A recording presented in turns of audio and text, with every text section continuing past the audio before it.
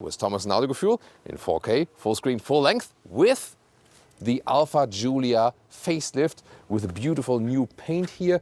It's moonlight grey matte, a matte color, some kind of a light silver, bluish tone, really beautiful. And yeah, you can see the Italian beauty. That's the theme of the Alfa Giulia.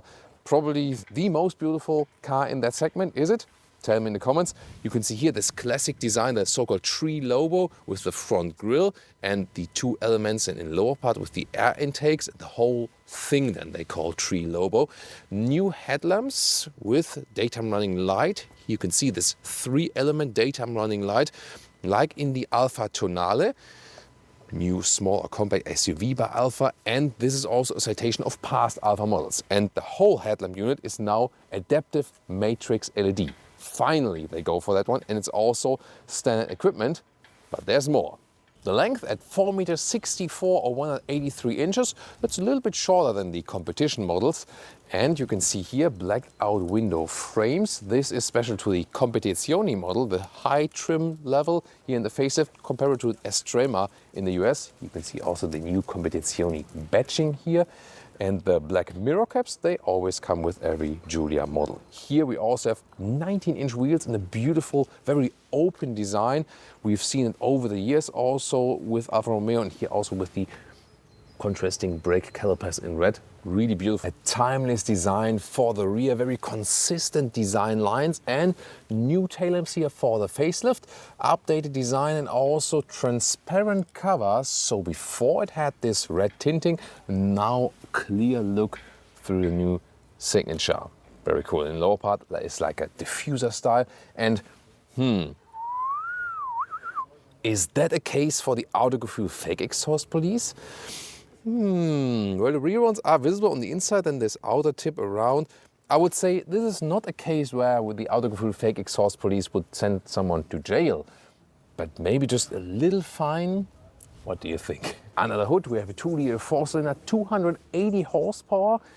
That means just over 5 seconds in the acceleration figure as all-wheel drive. That is standard in Germany. In the US you can also get the rear-wheel drive version. And then there's also 2.2-liter diesel depending on the market, and the 2.9-liter quadrifoglio version from that V6. There will also be specific updates for that. Coming on later, we'll keep you updated. And in 2026 there will be the new Giulia generation, all electric then, both for the normal and the quadrifoglio version if you stay subscribed. Yes, of course, also until 2026. And forthcoming years, then you also know the new updates right there. The key fob here is a nice beautiful detail, but overall a little too thick for an elegant sporty brand, I would say. Or what do you think? Then the door closing sound, not too bad, but also not superb, something in between, I would actually say. And then here inside of the doors, this seems quite good from the quality. Also here some galvanized part piece at the tip of the window levers, and also a classic control for the side mirrors. That's good and easy to have. Then the interior, you can hear the facelift with the red contour stitches, the start-stop button at the steering wheel, cruise control here, everything real buttons. The quality here is also something in between, I would say, but here the big shifting pedals, that's a cool feature, definitely always. As for the seats, you have a base seat, but then also here this sport seat in the higher trims like Veloce or Competizione and Extrema. Here, seating position itself, so far so good. We'll also check out how it is in driving soon. And headroom with 189 or 602, still enough left. You feel a little bit caged in, but it's also a theme because this is supposed to be a sporty vehicle. This vehicle here is about the drive. We're gonna drive it very soon.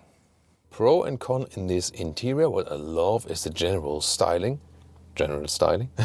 Here with the central line and everything clean, screen integrated, and still manual climate control.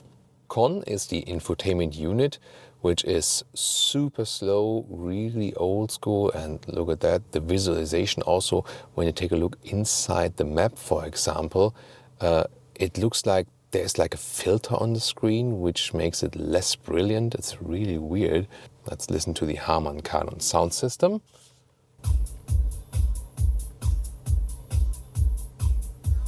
Oh, and we have to talk about the rear view camera. Seriously? Come on.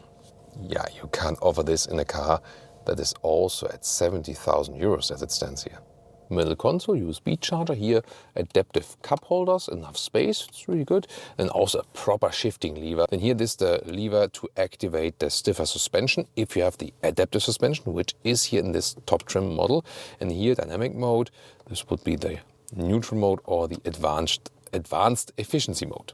What I do like is you can still use this control lever here to control the infotainment system while driving. And then we have here this armrest. Could be a little bit better attached.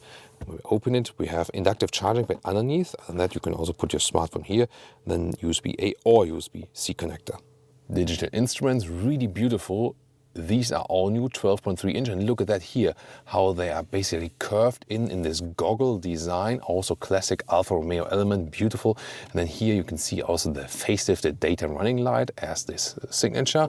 Then we turn on the engine. Then we have this new visualization on the right side. Jonas can rev up the engine now. We've switched positions here, there we go. Analog style, basically analog digital style. And then look on the left side and look where the 40 and the 20, and they are turned around. This is a heritage design because it used to be that way in very old heritage Alfa models. So yeah, very cool touch to it overall. Hey, and if you don't like these retro gauges, you can also switch to the more modern ones like this or to a reduced view. Well, the focus of this vehicle is being agile and fun in driving. Well, you see it also in the rear seats because I'm not even sure if I can fit in there at all. Shall I try? Yeah, you know, it's a thing here on our channel, like almost a meme, to mark like Thomas in the rear seat with the time code, and yeah, and you guys have a laugh. Yeah, that is definitely close with the competition. All the competition models are closed in the rear legroom, yes, in this segment, but this is even closer. And also this is a hard pack material at the back. You got a USB-C charger here in the middle part, although, but the middle tunnel is also really, oh my God. So in the middle seat, yeah, maybe like 4 hobbits or something. With 480 liters, the trunk doesn't sound so small, but it's a little bit less usable than with the competitors. And you can fold the seats from here, at least unlock them, and then you have to push luggage through. But yeah, it's a little bit complicated, so it's better actually to go than around.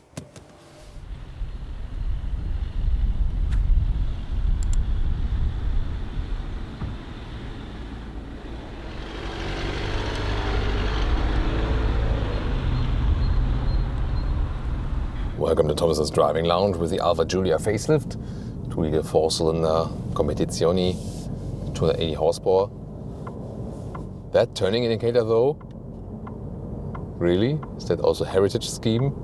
Yeah, it's a weird sound, just weird, right? But I can promise you, everything we've criticized before can be evened out by the driving experience dynamic mode, and we also switch to the more modern instruments now. 60 kilometers an hour, first acceleration, let's go. 100. So that was 60 to 100. Yeah, then went quite quick, and you can also use the shifting pedals, of course, to start then even in the lower gear directly. This is also possible, or go here to the manual mode and then use the big shifting lever. That is also possible. So really nice emotional features.